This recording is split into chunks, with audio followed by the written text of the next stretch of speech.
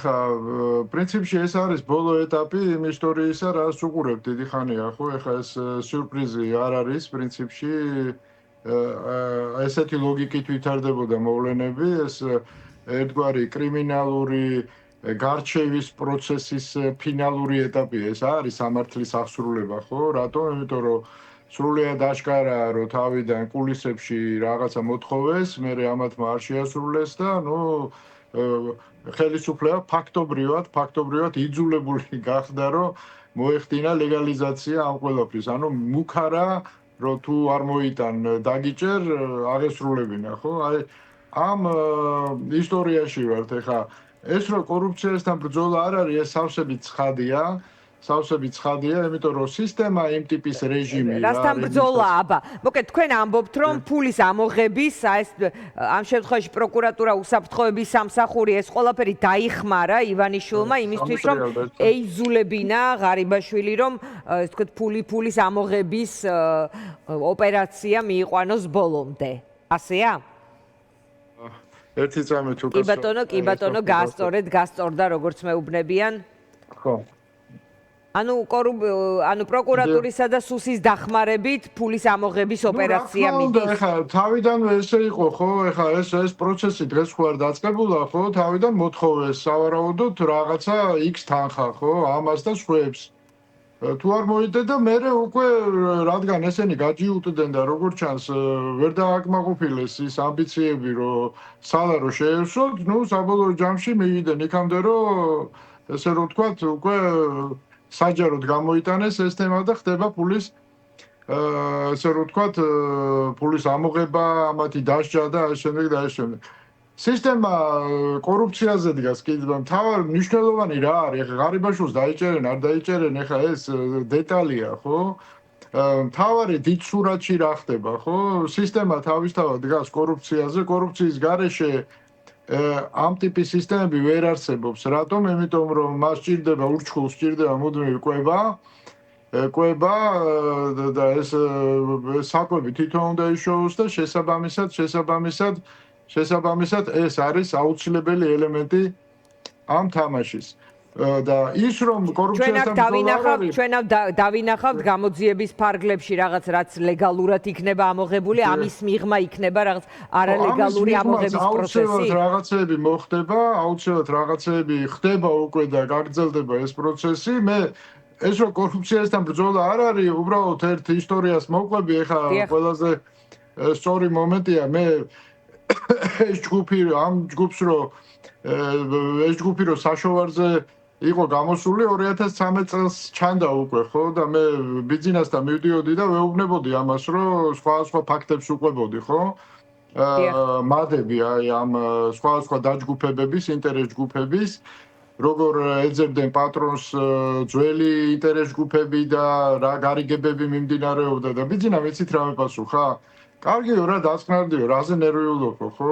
ეგე რომ ვისო რა ქვია ოპოზიციაში ვიყავითო და მაშინ არ ნერვიულობდიო ამდენსო და ეხა ხელისუფლებაში ვართო და დაწყნარდიო რა იქნებაო ინტერეს ჯგუფები, აბა რა იქნებაო. ეს იყო მისი პასუხი. გარდა ამისა, ეხა აი ამ ბოლო პერიოდში კიდე ვიღაცები აი ამ ყბადაღებული კვერცხების ბიზნესის თემაზე საინტერესო кейსია უბრალოდ. არ მოყვებოდი უბრალოდ ისე ვითარდება მოვლენები, მოყვები, ხო? დღესაც არ ვიცი კვერცხის ბიზნესი ვის აქვს საქართველოში და ვის შემოაქვს საერთოდ კვერცხები.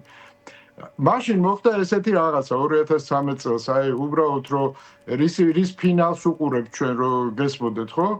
რომ თვითონ აი ამ ჯგუფთან დაკავშირებულ ადამიანებს შეექმნათ კვერცხის შემოტანასთან დაკავშირებით რაღაცა პრობლემა.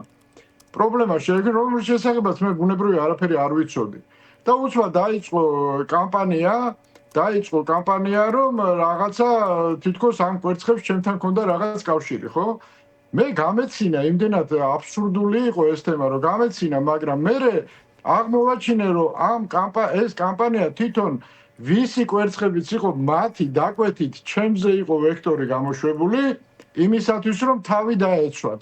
აი ხო წარმოგიდგენიათ რამხელა სიბინძურეზე აწერდა ეს ხალხი ხელს და მე მივედი და ბიძინას უთხარი. მე უთხარი რომ აი ეს ხალხი აკეთებს მეთქი ფულია გადახდილი, ვიღაცა შეცდომაში ყავს შეყვანილი და ამას აკეთებენ მეთქი ეს ხალხი. აი ამ ჯგუფთან ღარიბაშვილთან დაკავშირებულ ხალხზე გელაპარაკებით ახლა მე.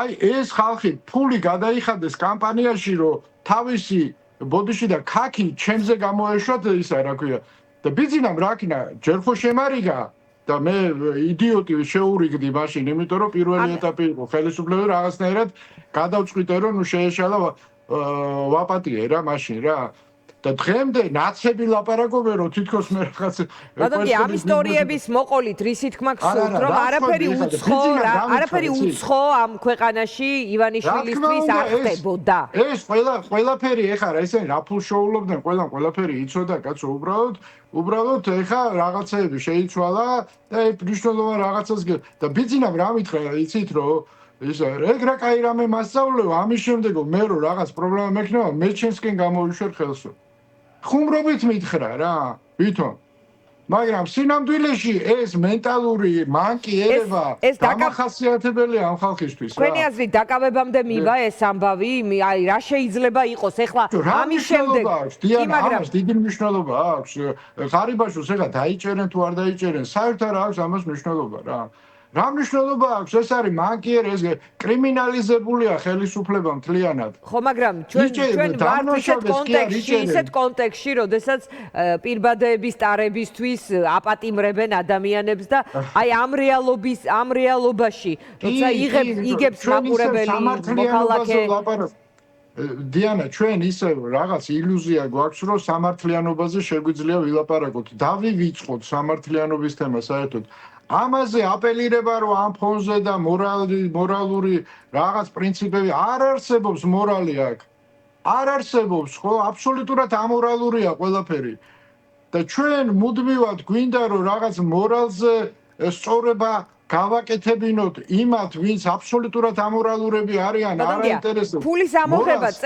წესით თუ მარტო ეს არის მიზანი მათ საერთოდ შეეძლოთ ყოველგვარი ამ ტიპის სამართლებრივი პროცედურების მიღმაც სადღაც რომელიღაც არ დახში არ მოიტანეს ამათმა ამაშია პრობლემა გაუჭედეს რა ან მოთხოვეს იმდენი რამდენის მოტანის საშუალებაც არ გქონდათ ჩვენ ხო არ ვიცით ეხა დეტალები ხო ან არ მოიტანეს გაუჭედეს და ამიტომ წავიდნენ ესე შორს თორე კაცო შეთანხმება რომ მოხდარიყო საერთოდ ვერ გავიგებდით ჩვენ ამ ამბავს რა ამაშია საქმე აი ამ უბედურებაში ვართ ეხა ამ ისტორიას როგორი გაგრძელებაც არ უნდა გქონდეს მთავარი და უმთავრესი არის ის რომ ეს არ არის კორუფციასთან ბრძოლა კორუფცია დარჩება უბრალოდ ღარიბაშვილის ნაცვლად ღარიბაშვილს ჩაანაცვლებს ქიბროწაშვილი მეტი არაფერი არ მოხდება ხო დანარჩენი აბა როგორ უნდა გამოკვებონ ეს უცხული კაცო აბა რა უნდა აჭამონ იმ ადამიანებს რომლებსაც ესე რო თქვა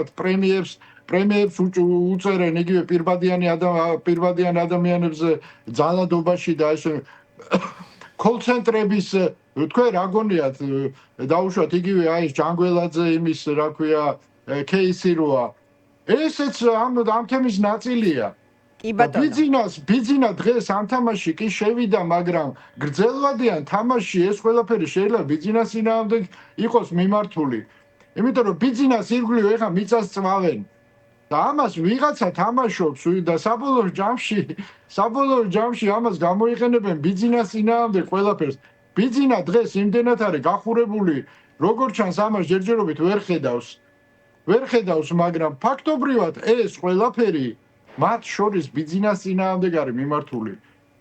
დიდი თამაში მიდის ტრანსნაციონალური აქ აღარ არის უკვე ქართულ ძალებზე ლაპარაკი და ჯანგველაძის кейსი ძალიან მნიშვნელოვან როლს თამაშობს ყველაფერ ამაში. დიდი გადანაწილების პროცესი დაიწყო ქვეყანაში. აქ პოლიტიკური განზომილებაც აღარ არის მთავარი. დიდი გადანაწილების პროცესი დაიწყო ძალაუფლების და ფულის. აი ამას უყურებთ ჩვენ ახლა მეც არაფერს რა. კი ბატონო, ბატონ გია, ძალიან დიდი მადლობა, ძალიან საინტერესო იყო თქვენთან საუბარი, იმედია კიდევ რაღაცები დაზუსტდება. მე დავემშვიდობები ბატონ გიას, მაყურებელს კი ვეთყვი, რომ